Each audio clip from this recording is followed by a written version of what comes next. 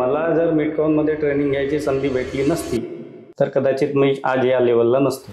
ते solar system इन्स्टॉलेशनसाठी जे काही मटेरियल लागतं ते आम्ही सप्लाय करतो, प्लस डायरेक्ट साईट्स पण आम्ही इन्स्टॉल करतो रेसिडेन्शियल. तर सुरुवातीला आम्हाला स्ट्रगल पण करावं लागलं, असे आम्हाला साईट्स भेटू लागले, मग मी जॉब सोडून दिली. जेव्हा आपल्याला कुठे नॉलेज भेटलेला असतो तर तो मल्टिप्लाइंग फॅक्टर असतो आपल्या कम्युनिकेशनमध्ये म्हणा किंवा आपल्या कॉन्फिडन्समध्ये. मागच्या वर्षीचा आमचा टर्नओव्हर 5 CR प्लस आहे, प्लस आता या वर्षीचं आमचं प्रोजेक्शन 15 CR. की ज्यांना सोलार इंडस्ट्रीमध्ये बिझनेस स्टार्ट करायचा आहे, नोकरी करायची, यांच्यासाठी हा ट्रेनिंग प्रोग्राम राबवला जातो आणि मिडकॉन बऱ्याच वर्षापासून हे काम करत आहे.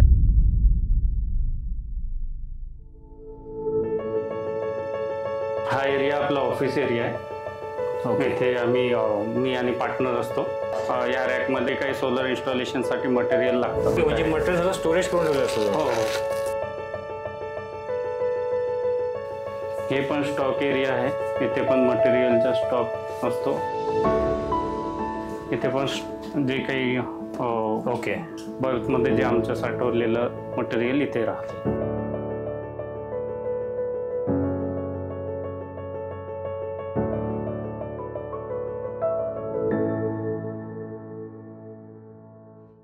हॅलो एव्हरीवन, माझं नाव Swapnil Pawar from Midcon consultancy and engineering services limited. आपल्यासोबत आज Anil Bhure sir, AP solar या पार्टनरशिप फर्मचे ओनर आहेत आणि नागपूरमध्ये त्यांचा हा व्यवसाय 2018 पासून टिल डेट जी काही त्यांची ही जर्नी आहे, जी काही सेट केलेल्या प्रोसेसेस आहेत, आज त्यांच्याशी आपण हे डिस्कस करणार आहोत. सो मला आवडेल तुमची ॲक्च्युली सोलारमध्ये येण्यापूर्वीची जर्नी काय होती आणि थोडं इन डिटेल तुमच्याबद्दल थोडं एक एज्युकेशन तुम्ही कशातनं केलंय, त्यानंतर थोडं करिअरची स्टार्ट कशात केली होती आणि तुम्ही त्यानंतर सोलारमध्ये स्विच झालात. सो थोडं एक आम्हाला सगळ्यांना आवडेल तुमच्याकडून जर माहिती मिळाली तर प्लीज. धन्यवाद सर, आपण इथे आलात आम्हाला भेटायला. ॲक्च्युली 2018ला मी पॉलिटेक्निक इलेक्ट्रॉनिक्समध्ये पॉलिटेक्निक पास आउट आहे. ओके. त्यानंतर मी डिग्रीला ॲडमिशन केलं, बट ते काही फायनान्शियल प्रॉब्लेममध्ये मला 2013ला ते सोडावं लागलं. ओके.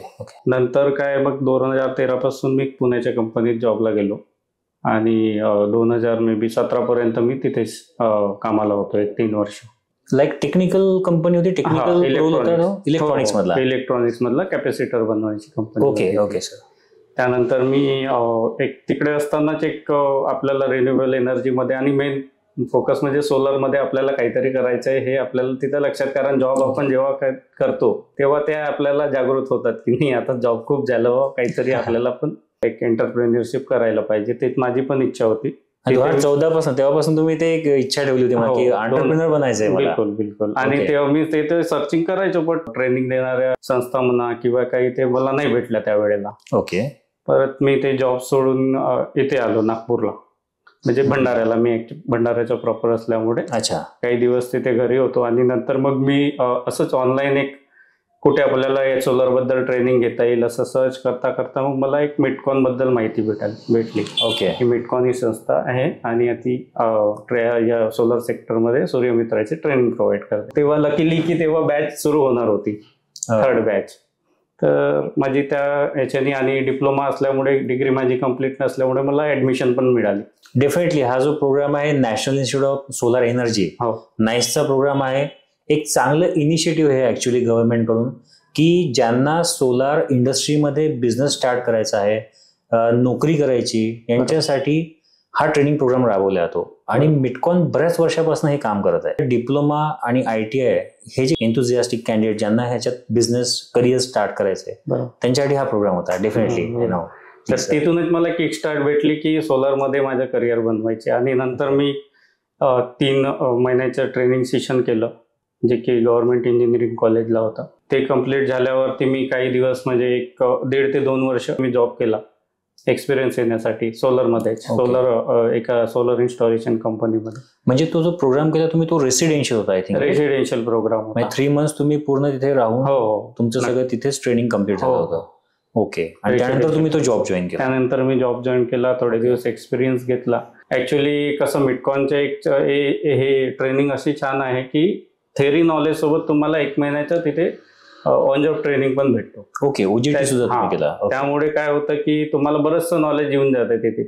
की आपल्याला ऍक्च्युली फील्डवर काय प्रॉब्लेम फेस होतात, त्याचे सोल्युशन काय काढावं लागतं असं.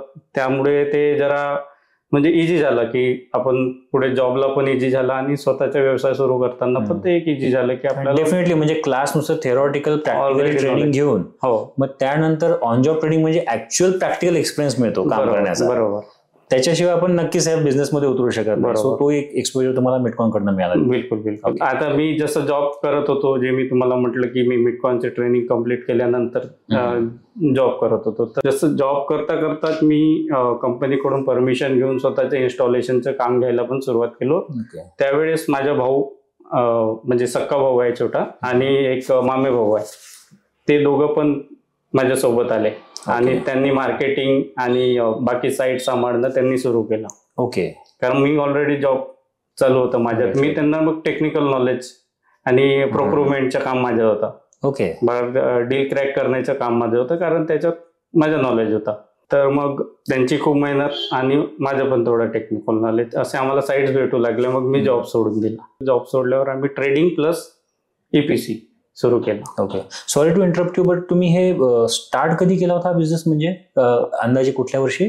2019ला मी रजिस्टर केली फर्म माझी. त्याच्यात गुमास्ता आणि बाकी जे गोष्टी लागतात GST वगैरे ते आम्ही रजिस्टर करून आमचं 2019 मध्ये आम्ही सुरू केलं. AB सोलर या नावाने फर्म सुरू केली. ओके. मग AB सोलर फर्मच्या नावाखाली आम्ही तिघे भाऊ आम्ही काम करत आहोत आणि तेव्हापासून आमची रॅपिडली ग्रोथ पण व्यवस्थित होत आहे. आता आम्ही मेनली तर ट्रेडिंग मध्ये आहोत, म्हणजे सोलर सिस्टीम इन्स्टॉलेशनसाठी जे काही मटेरियल लागतं ते आम्ही सप्लाय करतो. पॅनल, इन्व्हर्टर, त्याचे ACDB DCDB असो, मीटर्स असो, जे काही हार्डवेअर लागते त्याला ते आम्ही सप्लाय करतो. प्लस डायरेक्ट साईट्स पण आम्ही इन्स्टॉल करतो रेसिडेन्शियल. EPC पण तुम्ही करता? EPC पण आम्ही करतो. मधात जसं सुरुवातीला आम्हाला स्ट्रगल पण करावं लागलं, कारण काय होतं नवीन आपल्याकडे अनुभव नसल्यामुळे साईट्स चॅलेंजेस मल्टिपल असतात, कारण आपण नवीन असतो मार्केटमध्ये. ओके. मग तुम्ही कुठे काम केलं आहे का, मग काम केलं, क्लायंटचे क्वेश्चन असतात, डेफिनेटली तुमच्याकडे एक्सपिरियन्स आहे का, हो तुम्ही कुठे केलाय, मला लोकेशन सांगा, त्यांचा नंबर पाहिजे, असे मल्टिपल हे असतात पहिल्यांदा. मग हळूहळू तरी आम्हाला भेटत गेल्या, कारण ते आमचं सांगण्याची जेव्हा आपल्याला कुठे नॉलेज भेटलेला असतो तर तो मल्टिप्लाइंग फॅक्टर असतो आपल्या कम्युनिकेशन मध्ये म्हणा किंवा आपल्या कॉन्फिडन्स मध्ये. त्यामुळे मग आम्हाला साईट्स भेटल्या, मग आमचं काम मग असंच आता सुरू आहे. सो मला एक अजून तुमच्याकडून माहिती अशी हवी होती की ऐकायला आवडेल की 2019ला तुम्ही हा बिझनेस स्टार्ट केलाय आणि आज 2024.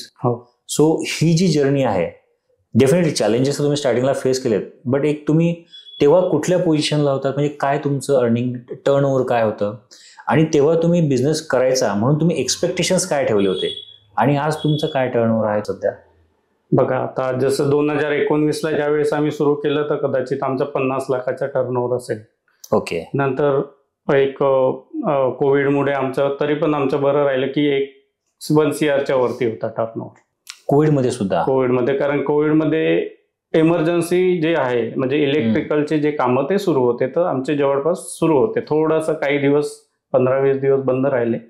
नंतर आम्ही, कारण आमचं काम पण असं आपण रूफवर जाऊन करतो तर डायरेक्ट पीपल कोणाशी कॉन्टॅक्ट येत नाही. राईट. बरोबर. त्यामुळे आम्हाला तेवढा चान्स भेटत होता की आम्ही करू शकत होतो. राईट. डेफिनेटली कोविडमध्ये तर बऱ्याच लोकांचे नुकसान झाले, बऱ्याच लोकांचे बिझनेसेस बंद झालेत. म्हणजे तुम्ही कोविड पिरियड मध्ये सुद्धा सस्टेन झाला. शेवटी एक जिद्दच असते जी आपल्याला, एकतर आपल्याकडे नॉलेज असतं, आपली एक जिद्द असते आणि आपले काहीतरी गोल सेट असतात आयुष्यात. सो ते डोळ्यासमोर जर असतील तर नक्की आपण असे हर्डल सुद्धा पार करतो. मागच्या वर्षीचा आमचा टर्नओव्हर 5 CR प्लस आहे. ओके. 23 मध्ये? हा, 2023 मध्ये 24चा जो टर्नओव्हर आहे फायनान्शियलचा 5 CR प्लस आहे. प्लस आता या वर्षीचं आमचं प्रोजेक्शन 15 CRचं आहे, कारण आतापर्यंत आम्ही 10 CR प्लस आहोत.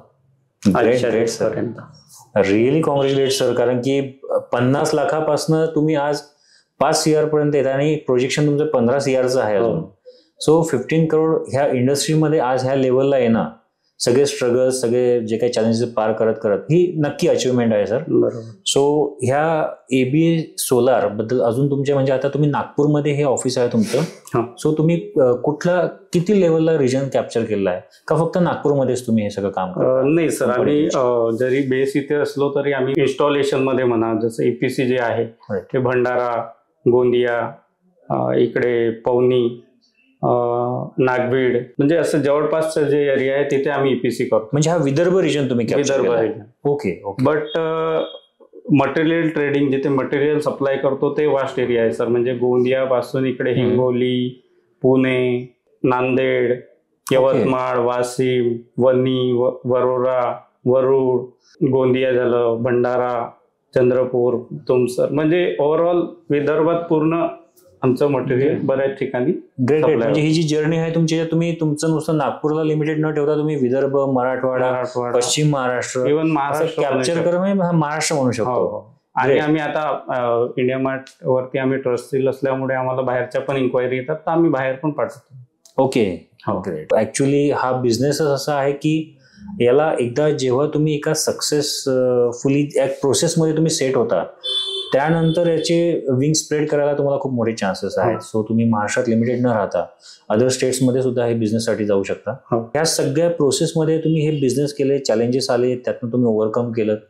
आज ह्या गोष्टी ज्या काही तुम्ही अचीव्ह केल्यात, तुमचं नाव आज आहे इथे, हे सगळं करत असताना याच्यात तुम्हाला मिटकॉइनची नक्की काय मदत झाली? ऍक्च्युली म्हणजे जसं आधी सांगितलं तुम्हाला, माझी स्टार्टिंगच किकच मिटकॉइन पासून सुरू झाली आहे. कारण मला जर मिटकॉइन मध्ये ट्रेनिंग घ्यायची संधी भेटली नसती तर कदाचित मी आज या लेवलला नसतोच, कारण मी सुरुवातच केली नसती. तर मिटकॉइन ह्या संस्थेने जो उपक्रम राबवलाय म्हणा, किंवा जसं ते ट्रेनिंग प्रोव्हाइड ते एकदमच म्हणजे खूपच सुंदर आहे. कारण त्याच्यापासून आपण एंटरप्रेन्युअर बनवू शकतो. एखाद्याला जॉबची इच्छा असेल तर जॉबकडे वळू शकतो. टेक्निकल नॉलेज असलं तर आपण कुठेही काहीही करू शकतो. तर त्यामध्ये त्यांचा खूप मोठा वाटा आहे. ओके. आणि माझ्या स्टार्टच तिथून असल्यामुळे ते तर काही बोलू शकत नाही. आणि माझ्या इव्हन माझंच आहेच, पण माझ्यासोबत जे काही कलिग आहेत आणखी जे आता ट्रेडिंगमुळे आम्हाला जोडलेले आहेत, त्यामध्ये पण भरपूर मिटकॉइनचे ट्रेडिंग घेतले. Great great. सो हे जे सगळा सेटअप तुम्ही चालू आहे, तुमच्याकडे टोटल किती स्टाफ आहे आता? माझ्याकडे 7 लोकांचा मॅन पॉवर आहे. आणि जे आम्ही EPC वर्क करतो ते आम्ही थर्ड पार्टी इन्स्टॉलेशन करून घेतो. बाकी प्रोसेस आम्ही करतो, बट जे इन्स्टॉलेशनचे काम आहे ते थर्ड पार्टी करून घेतो. त्यामुळे आम्हाला ओके.